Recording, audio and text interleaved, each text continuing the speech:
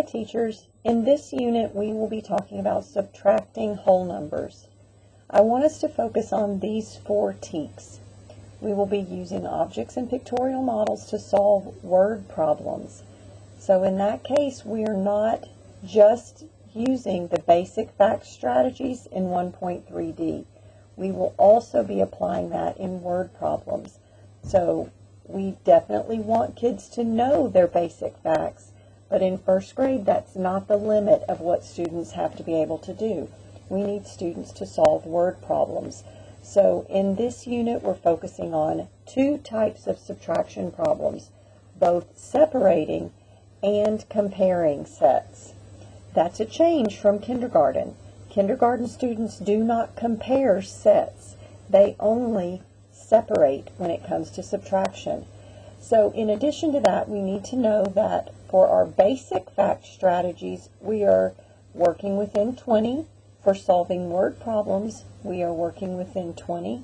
For explaining our strategies that we used, we're working within 20. And for generating and solving problems, we're working within 20. In kindergarten, students worked within 10. So this is another jump for our students.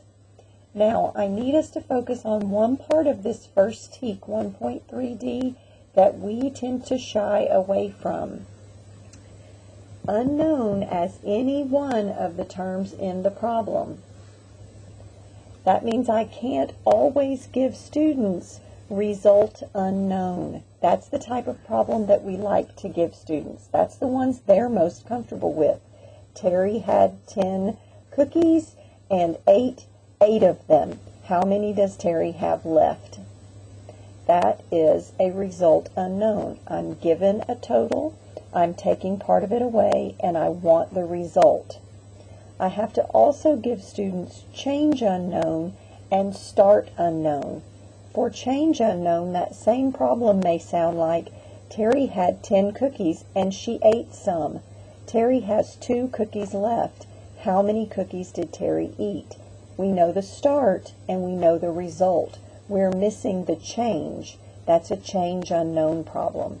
The third type of problem that we work with is start unknown. So that same type of problem would sound like this. Terry had some cookies. She ate 8 of those cookies and had 2 left. How many cookies did Terry start with? We know the change that happened. We know the result that happened. We don't know what Terry started with. So that's what we're asking. That's the 3 different types of problems we need to work with in this unit.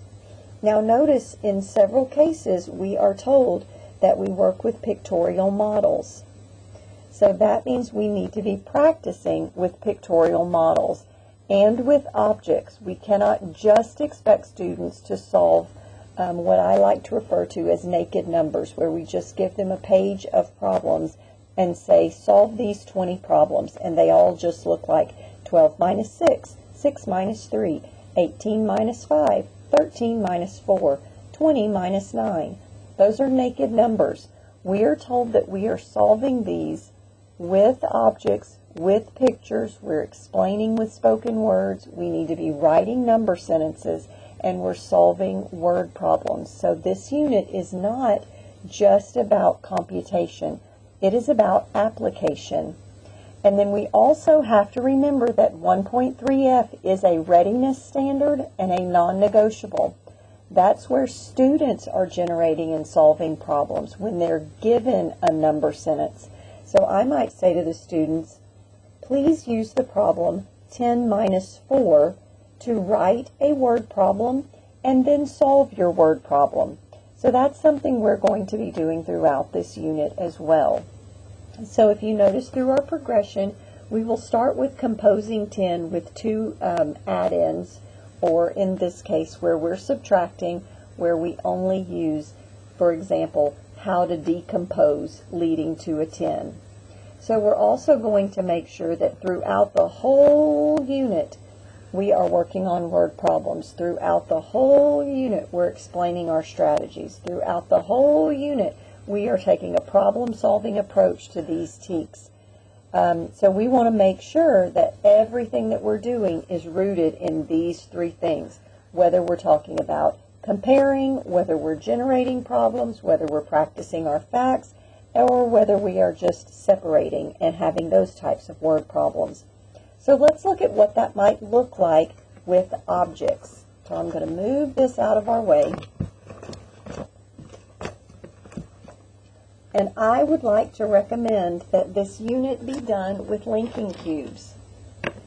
And let's think about why I might want you to do this with linking cubes. Students can take them apart. Students can put them together. So if I'm being asked to compare two sets, I can put together both sets and see what's different. So I just grabbed two different colors. I have 20 of each one.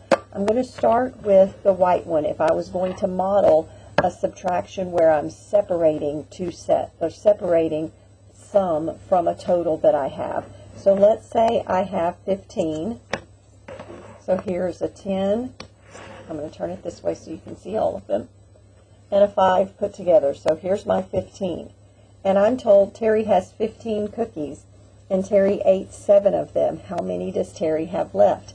I want to see students modeling this. Here's the 15 cookies that Terry has. I ate 7 of them. Let's take off 1, 2, 3, 4, 5, 6, 7. Those cookies I ate. How many are left? 1, 2, 3, 4, 5, 6, 7, 8. So I'm showing the total that I started with. I'm modeling the separation of the two sets. So now I have the set that I ate and the set that's left. So I can see all parts of this problem. I can see the start, 15. I can see the change, 7 are gone. I can see the result, 8 are left. Let's talk about how to model a change unknown. Terry started with 15 cookies. Terry has 3 cookies left. How many did Terry eat? Here's the 3 cookies Terry has left. Here are the 12 that Terry ate. So I can still see all parts of the problem. And then let's figure out if this looked like a start unknown problem. We'll change the numbers again. Terry had some cookies. Terry ate 9 of them. So here are the 1, 2, 3, 4, 5, 6, 7, 8. Here are the 9 cookies that Terry ate. Terry has 4 cookies left. 1, 2, 3, 4, 5, 6, 7, 8, 9. Terry has 4 cookies left. How many did Terry start with? Well, if this is what I ate and what I have left, I put them together to find out what I started with. I must have one end backwards. Yep. So I started with 13. I can also do that with 2 different colors so that the kids can see the parts of the problem. So if Terry ate 9 cookies and Terry has 4 cookies left over, and I want to see what did Terry start with, now I can put them together and I can still see all the parts of the problem. A total of 13. I ate 9 of them. There were 4 left. There's a total of 13. So we're model all kinds of problems using linking cubes. Now, remember, we also need to model comparing subtraction problems. So that's those problems that sound like how many more, how many less, how many fewer, how many greater.